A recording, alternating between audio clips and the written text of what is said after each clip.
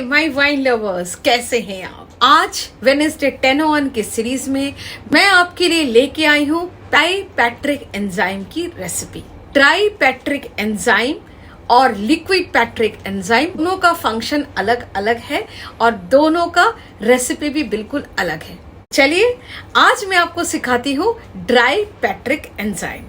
ना चाहते हैं तो फिर बने रहिए मेरे साथ। मैं आपकी विटनर डॉक्टर बबीता और आप देख रहे हैं मेरा YouTube channel Home Brew Gossip. यहाँ हम चर्चा करते हैं वाइन, बियर या बेवरेजेस घर पे कैसे बनाएं। लिक्विड पेट्रिक एंजाइम जो है ना, वो हमारे वाइन को क्लियर करने में मदद करता है, लेकिन ट्राइपेट्रिक एंजाइम हम लोग इस्तेमाल करते हैं फ्रूट के फ्लेवर को बांध के रखने के लिए। जी हाँ, हम कोई भी फ्रूट ले, उस फ्रूट का खुशबू हमारे वाइन में होना बहुत जरूरी होता है और ट्राइपेट्रिक एंजाइम उस खुशबू को बांध के रखता है, तो इसलिए हम ट्राइपेट्रिक एंजाइम इस्तेमाल करते हैं। तो चलिए इस वक्त मैं आपको सिखाती हूँ ट्राइपेट्रिक एंजाइम कैसे बनता है और किससे बनता है, और बहुत आसान तरीका है, सिर्फ आपको थोड़ा सा वक्त देना पड़ेगा। तो चलिए पहले इंग्रेडिएंट देखते हैं और चलते हैं किचन में, बनाते हैं ट्राइपेट्रिक एंजाइम। ट्राइपेट्रिक एंजाइम अनार के छिलके से बनता है। हमें चाहिए 2 अनार। सबसे पहले अनारों को बर्तन धोने वाले स्क्रबर से अच्छी तरह से रगड़ रगड़ के धोएंगे ताकि उसमें कोई धूल मिट्टी ना लगा हो। उसके बाद अनार के मुंह को चाकू की मदद से काटेंगे और उसमें लगे हुए छिलके को मुंह से अलग करेंगे। फिर बीच के हिस्से को काट के निकाल के 4-5 चीरा अनार के शरीर में लगाएंगे। फिर हाथ की मदद से अनार को खोलेंगे और हथेली में उल्टा करके बिछा के किसी भारी चीज से पीछे से इसको ठोकेंगे ताकि अनार दाना जो छिलके के साथ लगा हुआ है वो सब निकल जाए। आप हाथ का भी इस्तेमाल कर सकते हैं दानों को निकालने के लिए। तो चलिए मैं इन सब दानों को निकाल के उसके बाद लौटती हूँ। देखिए, दोनों अनारों को छीलने के बाद हमारे पास ये हिस्सा आया है जिसे हमने पेक्टिक एंजाइम बनाना है, और इसमें देखिए कितना सारा खराब भी था, तो उसको भी मैंने अलग किया है। तो इसको हमने इस्तेमाल नहीं करना है। और इस तरह का जो भी आपको खराब हिस्सा दिखेगा उसको आप काट लीजिएगा, बड़े आराम से कट जाता है। और इस तरह से आप इसको फेंक दीजिए क्योंकि हमको जरा सा भी इनहाइजीनिक चीजें नहीं चाहिए। ये भी आप इस तरह से काट दीजिए। यहाँ पे भी देखिए ये बीच का हिस्सा जो है हमको चाहिए, लेकिन खराब वाला हिस्से को हमने फेंक देना है। और ध्यान रखिएगा बिल्कुल भी अनार नहीं होना चाहिए।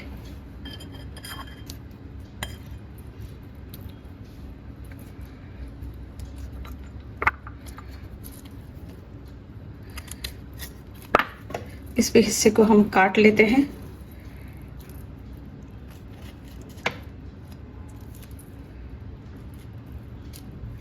ये हिस्सा हम इस्तेमाल नहीं करेंगे।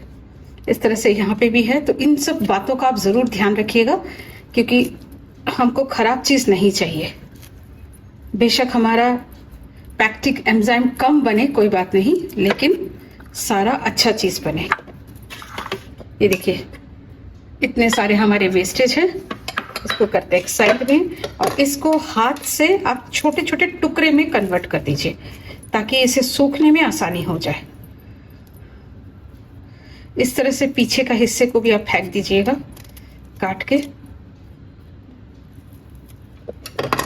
उसके बाद चाकू की मदद से या हाथ की मदद से इसको आप छोटे छोटे टुकड़ों में काट लीजिए।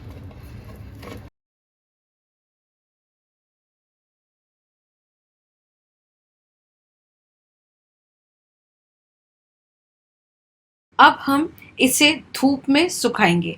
अगर आपके पास धूप नहीं आता है तो फिर आप इसे पंखे के नीचे सुखाइए, और तब तक सुखाएगा जब तक ये कड़क ना हो जाए। तो चलिए धूप में सुखाने दीजिए, उसके बाद मैं दिखाती हूँ किस तरह से हमें कड़क चाहिए। मैं इसको धूप में रख रही हूँ। 24 घंटे बाद ये छिलके तकरीबन सूख गए हैं, लेकिन कई सारे छिलके हाथ से टूट नहीं रहे हैं। इस परिस्थिति में हमें एक दिन और इसे धूप में सुखाना होगा।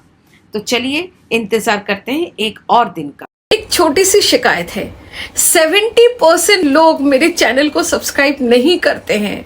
तो अगर आपको ये रेसिपी अच्छा लगा, मेरे चैनल के और भी रेसिपीज आपको अच्छा लगा, तो सब्सक्राइब करना मत भूलिएगा और साथ में बेल आइकन को भी क्लिक कीजिएगा, ताकि मेरे आने वाले नए रेसिपीज का इंटीमेशन सबसे पहले आप तक पहुंचे। 48 घंटे बाद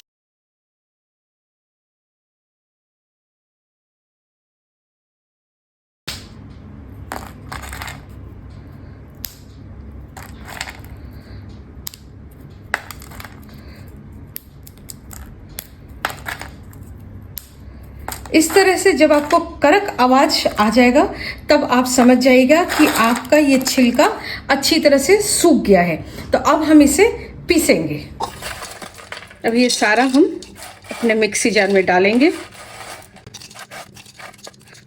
ये हमने जार में डाल दिया।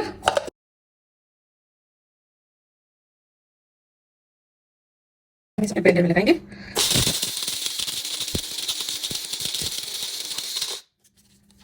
एक बार चला के फिर थोड़ा सा शेक कर लीजिए।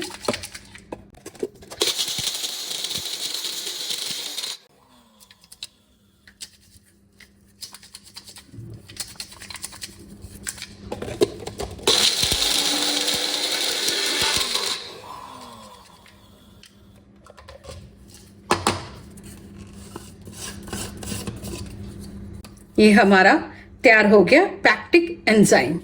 अब हम इसे एक एयर टाइट कंटेनर में डाल के रखेंगे। कांच का साफ सुथरा जार लीजिए और उसमें ये पिसा हुआ पैक्टिक एंजाइम को डाल दीजिए और स्टोर कर लीजिए इसे, ताकि जब भी आपको वाइन बनाना हो तब इसे आप इस्तेमाल कर सकें। ये हमारा हो गया पैक्टिक एंजाइम। अब मैं आने वाले नए रेसिपी में इसको आपको लोगों को इस्तेमाल करके बताऊंगी। इस रेसिपी के लिए थोड़ा सा वक्त और थोड़ा सा धैर्य चाहिए। जिस भी फ्रूट्स के आप वाइन बना रहे हैं, उसका खुशबू सबसे पहले आपके नाक में आएगा और उसी से तो वाइन पीने का मजा आता है। कैसा लगा ये रेसिपी, कमेंट सेक्शन में कमेंट करके जरूर बताइए। और अच्छा लगा तो एक लाइक दीजिए और अपने दोस्तों के साथ इस वीडियो को शेयर कीजिए। और अगर पहली बार आप मेरे इस चैनल पे आए हैं तो सब्सक्राइब करना मत भूलिएगा और साथ में बेल आइकन को भी दबाइएगा, ताकि मेरे आने वाले नए रेसिपीज सबसे पहले आपके पास उसका नोटिफिकेशन पहुंचे। और हाँ, अगर ये रेसिपी आपको अच्छा लगा तो थैंक्स ऑप्शन का भी इस्तेमाल कीजिएगा, क्योंकि रेसिपीज बनाने में बहुत खर्चा होता है। आपके छोटा सा एक थैंक्स मेरे को थोड़ा सा मदद करेगा, थोड़ा और बूस्ट करेगा आप लोगों को और अच्छे रेसिपीज देने के लिए। तो मुझे दीजिए इजाजत, बाय।